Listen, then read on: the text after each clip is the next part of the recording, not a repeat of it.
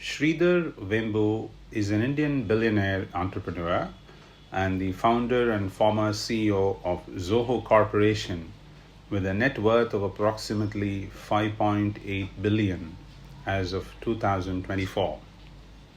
Born in 1968 in a middle-class Tamil family in a village in Tanjavur district, Tamil Nadu, Vembu graduated with a bachelor's degree in electrical engineering from IIT Madras in 1989 and earned his MS and PhD in electrical engineering from Princeton University. He briefly worked as a wireless engineer at Qualcomm in San Diego before venturing into entrepreneurship. Now, regarding his building the Zoho Corporation. In 1996, Vembu and his two brothers founded AdventNet, a software development house for network equipment providers. The company was renamed Zoho Corporation in 2009, focusing on SaaS solutions for customer relationship management services. What makes Zoho remarkable is its approach. Despite being a unicorn, Zoho has been completely bootstrapped by Vembu and his co-founder Tony Thomas to avoid external influence. The company has never taken venture capital, gone public, or been acquired, a highly unusual path for a tech company of its scale. As of 2020, Vembu held an 88% stake in the company. Now, as regards his rural development philosophy, Vembu is noted for taking software and product development functions from urban centers into rural villages in India, establishing Zoho offices in rural Madalambarai, Tenkasi district, Tamil Nadu, and in suburban Renigunta, Andhra Pradesh. Now, this is validating the pioneering concept propounded by the Michigan-based management consultant C.K. Prahalad, who said there's money at the bottom of the pyramid. Now, Vembu personally moved to Tenkasi, India in 2019, embracing a simpler lifestyle focused on rural development. He also founded Zoho University, an in-house initiative that trains students from underprivileged backgrounds in programming and provides them employment opportunities.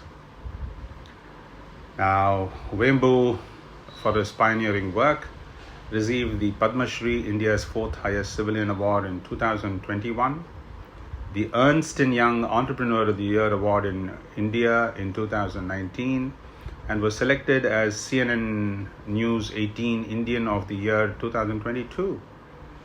He was also appointed to India's National Security Advisory Board in 2021. Vembu remains actively involved in promoting Indian tech self-reliance and has been very vocal about developing indigenous technology capabilities. He's also been in the news recently for launching Aratai, a social media platform that saw explosive growth with hundreds of thousands of new signups. What makes Sridhar Vembu unique and newsworthy is a combination of his unconventional business philosophy and his outspoken advocacy for Indian tech self-reliance. Here's why he is constantly in the headlines. One is primarily his contrarian business model. Despite his 5.8 billion net worth, Vembu lives a simple life in a Tamil Nadu village, often seen cycling on village paths rather than driving luxury cars or owning aeroplanes parked in hangars. He built Zoho into a multi-billion-dollar software company without ever taking venture capital going public or selling out, almost unheard of in Silicon Valley's playbook. Leadership transition: in June 2025, Vembu stepped down as CEO to become chief scientist, focusing on deep R&D initiatives and his rural development mission, with co-founder Shailesh Kumar Dave taking over as CEO MSN.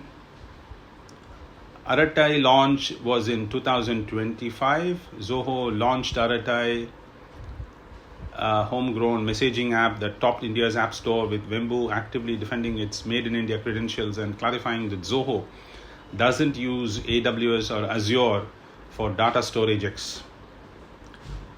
One of the reasons, there are a few reasons why he's always in the news. One is he's a strong proponent of Indian technationalism. It's almost evangelical. Just a few days ago, he urged the Indian diaspora to return home, citing research showing Indian immigrants contribute $1.7 million to the US federal budget over 30 years, the highest among all immigrant groups. He constantly advocates for India to retain and attract back its tech talent. He's also in the news for provocatively taking on tech. He's warned developers that AI will eventually handle 90% of programming tasks, and that legacy code bases could become liabilities rather than assets. He's also walking the talk. In October 2025, he announced he was taking a break from social media to focus on coding, saying he cannot preach without practicing. A rare move for a billionaire CEO. He's also known for his authenticity, his willingness to engage in honest, sometimes uncomfortable conversations, like discussing India's reservation policies with diaspora Indians or pushing back against critics, keeps him relevant and respected. He embodies a rare combination: a tech billionaire who chooses village life, a CEO who still codes, and a nationalist who built a globally successful company without compromising on Indian ownership. May his tribe increase.